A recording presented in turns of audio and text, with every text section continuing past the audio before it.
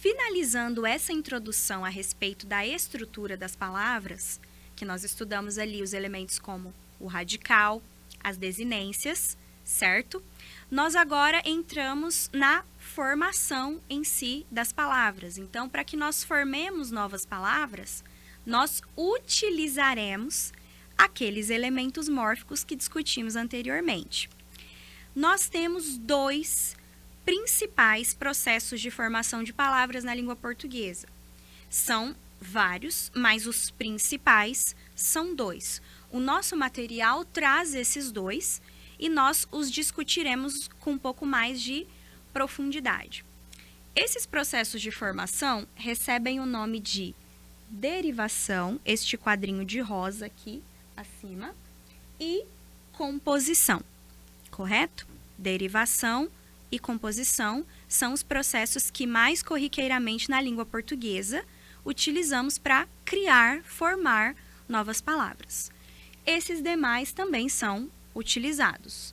Onomatopeia, hibridismo, sigla, neologismos, redução, que também é chamado de abreviação, e nós temos também estrangeirismos. Todos esses processos são utilizados em língua portuguesa para se criarem novas palavras.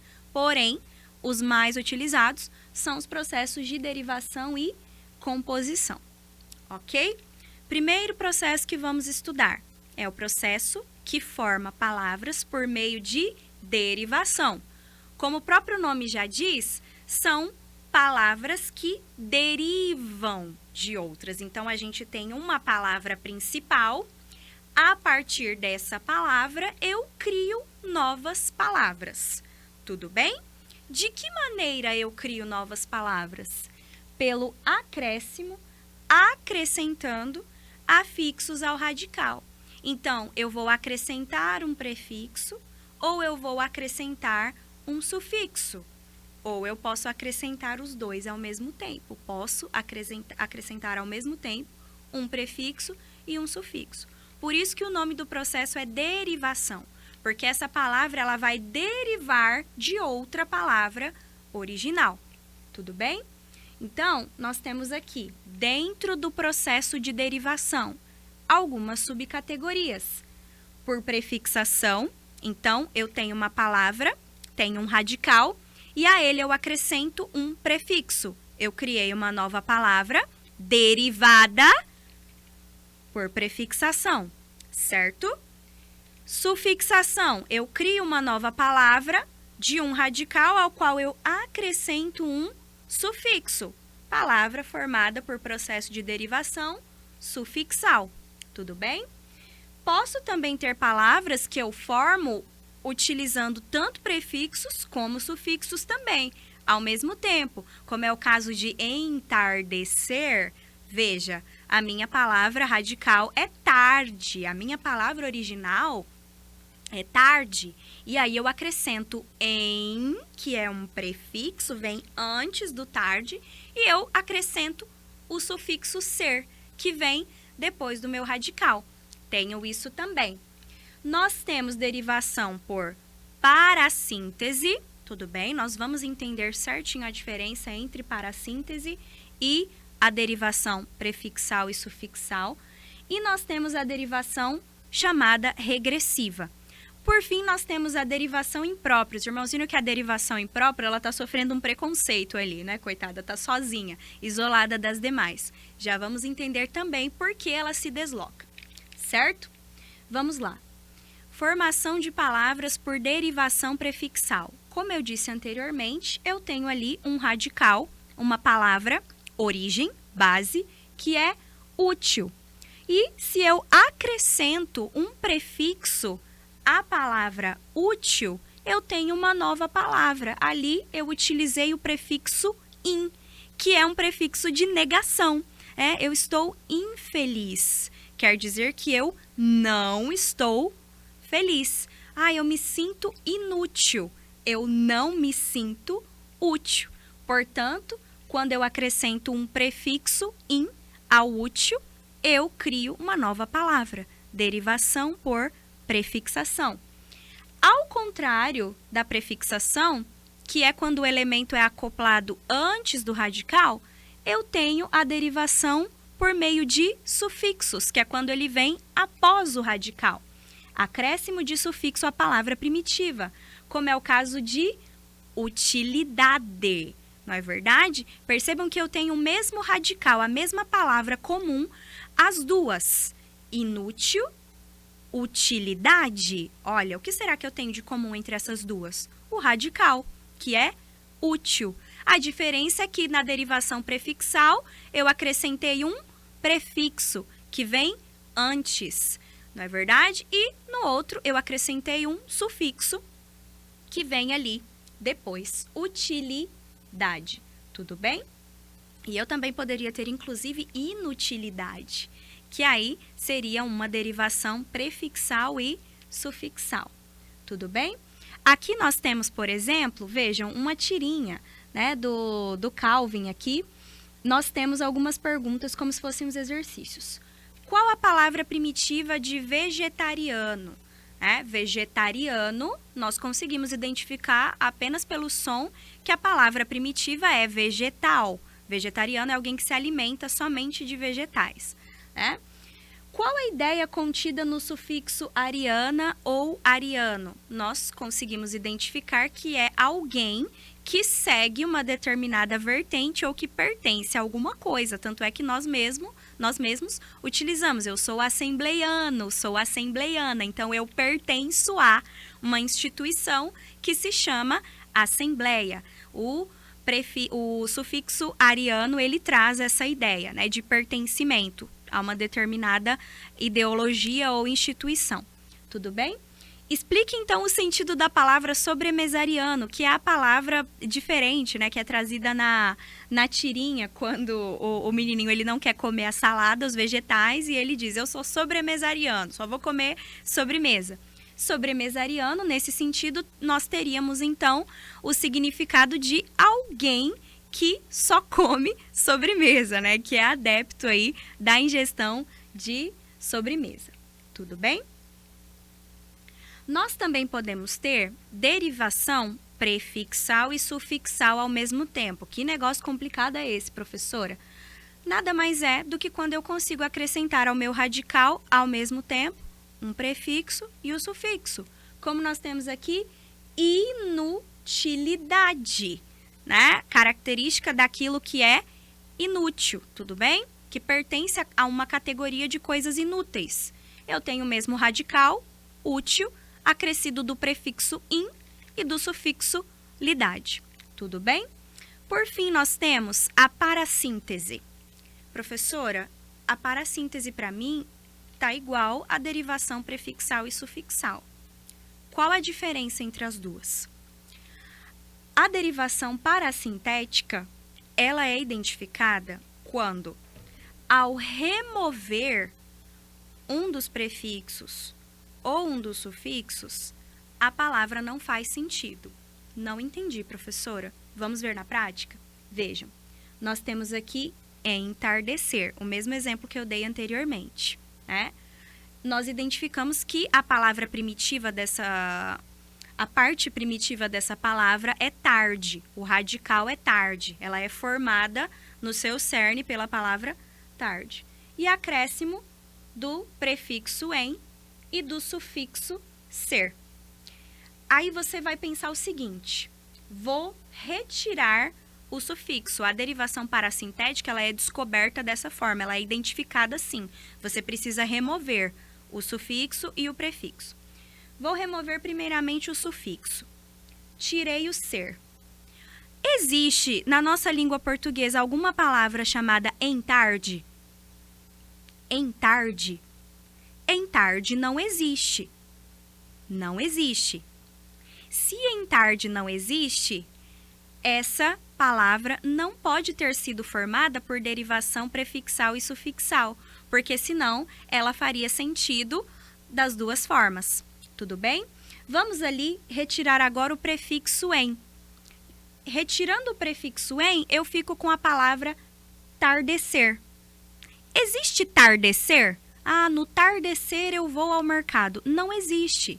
Então, Veja que, para que essa palavra faça sentido, eu preciso que os dois estejam ali, o prefixo e o sufixo. Se eu tirar um deles, a palavra não funciona, ela não existe.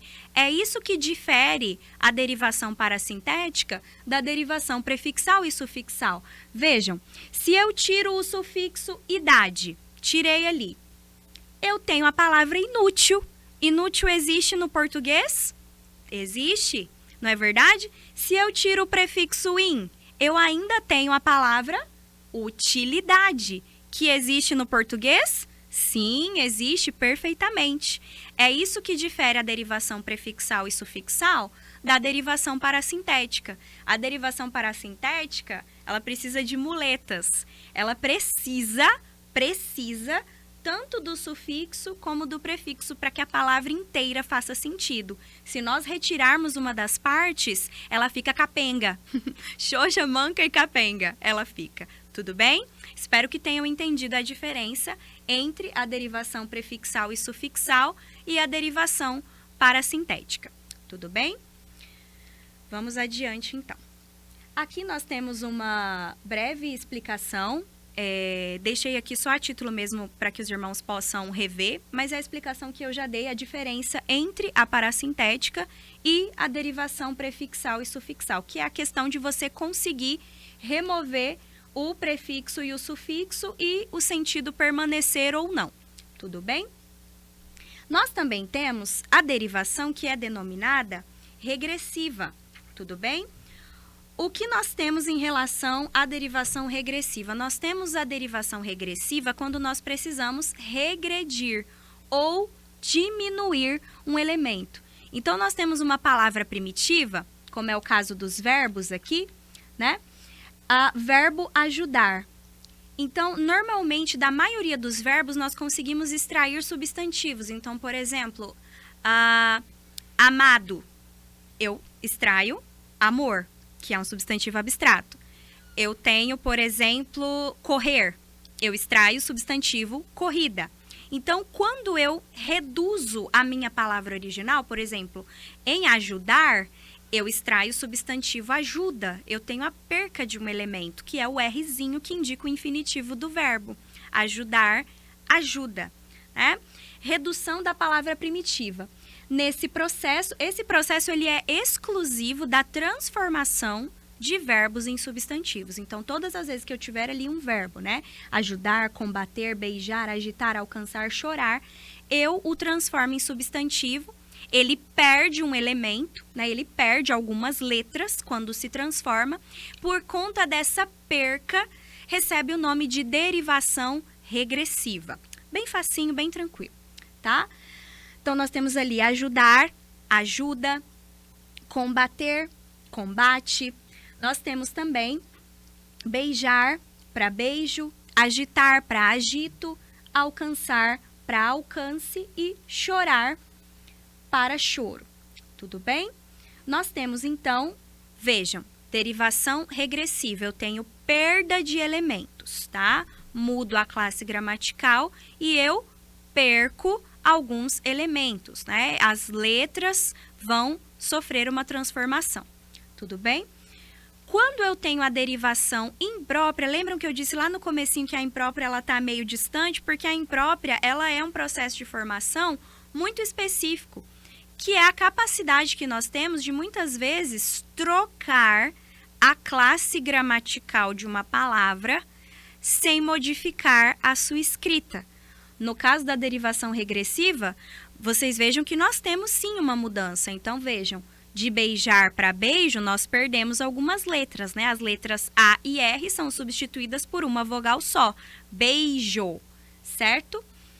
Ao contrário da derivação imprópria, em que a palavra permanece escrita do mesmo jeito, porém, ela vai sofrer uma mudança de classe gramatical. Como é que nós percebemos, então, que essa palavra mudou de classe gramatical? O contexto é que vai me dizer. Vejam, costumo jantar às 20 horas. Esse jantar às 20 horas, pelo contexto, nós identificamos que se trata de uma alimentação, certo? Comer, não é verdade? Fazer uma refeição ao entardecer. trata-se de um verbo porque indica ação, ação de jantar. Mas quando eu digo que o jantar será servido logo, eu não estou me referindo à ação de jantar, eu estou me referindo ao evento, ao substantivo, ao nome que se dá ao evento que ocorre em que as pessoas se alimentam ali por volta das 5, 6, 7 horas da tarde, posteriormente noite. Então, como eu tenho uma mudança de classe gramatical, sem alterar a escrita da palavra, eu tenho um processo que é denominado de derivação imprópria, identificado pelo contexto. E nós temos aqui outros exemplos, de derivação imprópria também. Olho azul. Nesse caso, como azul está caracterizando o substantivo olho, azul é um caracterizador que nós estudamos na nossa aula presencial, é um adjetivo, e eu digo o azul dos teus olhos. Ou então eu digo a cor azul dos teus olhos. Aí eu já estou me referindo à cor azul, que se trata de um substantivo. Tudo bem? Passemos então para a nossa próxima forma de formação de palavras. Tudo bem? Que é a forma de composição. Tudo isso que nós estudamos até agora, falamos de derivação. O que é o processo de derivação? É quando eu tenho um radical e, por meio do acréscimo de prefixos e sufixos, ou acréscimo de outros elementos, vogais, ou redução deles, como é o caso da derivação regressiva, em que eu perco letras, eu formo uma nova palavra. Porém, na formação de palavras por composição, eu tenho o contrário, eu tenho a junção, a união de elementos. Então, vejam, composição, processo em que ocorre a junção, ou seja, a soma, o acréscimo, de dois ou mais radicais. São dois tipos de composição. Então, dentro da derivação por composição, eu tenho duas categorias: justaposição e aglutinação. Tudo bem? Quando eu identifico que uma palavra foi formada por composição e, especificamente, justaposição. Quando não ocorre alteração fonética. O que é fonética, professora? De som, tá? Quando não ocorre nenhuma perda de som ou de letra nessa palavra. Vejam os exemplos que nós temos aqui, de justaposição. Sexta-feira. Vejam que eu tenho nitidamente duas palavras distintas. Eu tenho sexta, que é um numeral, corresponde ali ao número 6, e eu tenho feira, separadas pelo sinal gráfico do hífen, o famoso tracinho. Tudo bem? Então, veja, se eu tenho esses dois elementos, sexta-feira, eu não tive perda de nenhuma letra, eu não tive perda de nenhum som. O som das duas palavras, não é verdade? O som das duas palavras está bem nítido ali. Eu tenho uma derivação por meio de composição e, mais especificamente, por meio de justaposição. Assim como também acontece em guarda-roupa, assim como também acontece em pé de moleque e como também acontece em beija-flor. Eu não tenho perda de som, eu não tenho perda de letras aqui. As palavras, elas são mantidas quase que intactas e são colocadas juntas numa mesma palavra, certo? Girassol, nós temos aí o acréscimo, veja que nós temos acréscimo, mas não temos perda. Nós não podemos perder elementos gráficos na derivação por justaposição, nós não perdemos letras aqui, tá? Girassol, eu tenho nitidamente a presença das palavras girar, o verbo, e sol, gira, sol, tudo bem? Passatempo, também temos esse mesmo processo. A aglutinação já é o oposto da justaposição, A aglutinação, nós temos perda de elementos, nós ajuntamos dois radicais e um deles vai ter que ceder. É como um casamento, Nós ajuntamos dois elementos ali, um deles vai ter que fazer algum tipo de cessão, Nós vamos ter ali algum tipo de perda, tudo bem? Para que a palavra possa funcionar. Assim como é o caso de pernalta. Pernalta é a junção das palavras perna e alta. Como também é o caso de planalto, que é a junção das palavras plano e alto. Então, vejam, planalto, eu não vejo som de O, né? Então, plano, o O foi excluído, ficou o planalto. Tive perda de elemento? Composição por aglutinação. Tudo bem? Recapitulando, então, processo de formação por composição de palavras, eu tenho união de radicais. Tudo bem? Eu não tenho um radical com acréscimos ali. Eu tenho 2 radicais que são unidos. São aquelas palavras que eu consigo ver e eu identifico com facilidade mais de uma palavra. Tudo bem? Como é o caso de pé de moleque, eu consigo identificar as palavras pé, moleque e a preposição de. Tudo bem? Girassol, identifico gira, o sol, guarda-roupas, né? Consigo identificar as palavras guarda e roupa, beija-flor, dentre outros exemplos que nós temos também. Cravo da Índia, por exemplo, né? Não há perda nenhuma aí, identifico as 3 palavras, composição por justaposição. Ao contrário da aglutinação, nós temos também o exemplo da palavra embora, que significa em boa hora. Tudo bem? Foi aglutinada, aí ajuntamos esses 3 radicais, houve perda de elemento, aglutinação. Tudo bem? E para finalizarmos, certo? Vamos falar da palavra autoestrada, tudo bem?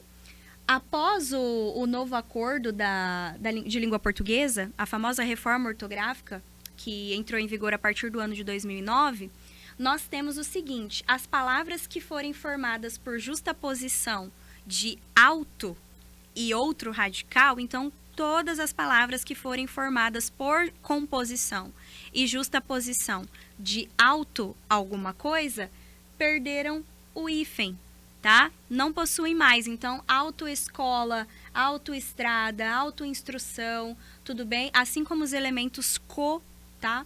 Coautor, coedição, extra e infra, tudo bem? Que são palavras formadas por justaposição, não recebem mais o hífen. Elas são escritas com os 2 radicais todos juntos, sem a separação de hífen. Correto? Então, nós terminamos aqui o nosso módulo de formação de palavras, tudo bem? Espero que tenham tido um bom proveito da aula. Caso tenham dúvidas, podem trazer à sala de aula, apenas me comuniquem que se trata de uma dúvida referente à aula que disponibilizamos gravada. Deixo a paz do Senhor com todos e agradeço desde já.